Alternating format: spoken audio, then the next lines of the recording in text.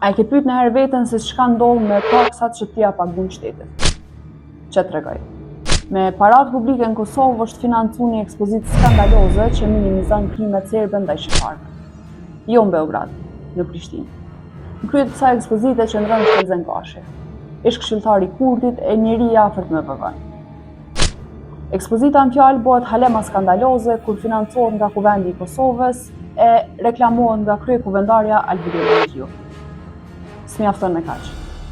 Media është raportuar që 500 kopje të librit të Gashit, mbledh prej 15.000 euro, janë mbledhur nga Ministria e Diasporës në kohën sa Donika Gërvalla ishte ministre. Që i bie se fëmijët në diasporë janë ushqyer me këto pasaktësi. E pafalshme apo jo? Skandali e problemi i madh është fakti që në ekspozitën e Gashit, në masakrën e Dubravës, 48 të burgosur paraqiten si të armatosur, gjë të cilën Fondi për të drejtat humanitare e hedh poshtë.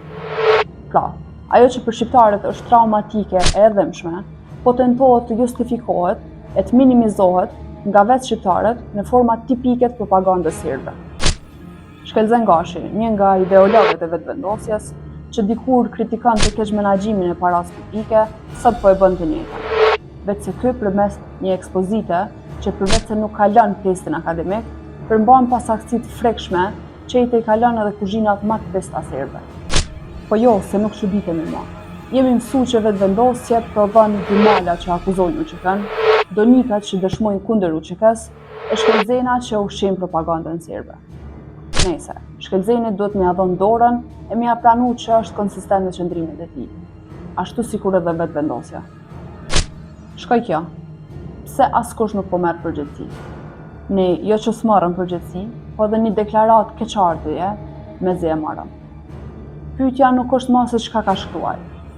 Pyetja është se ç'është është e mundur që me paratë tona po financohet një ekspozitë e tillë e askush nuk po merr përgjegjësi.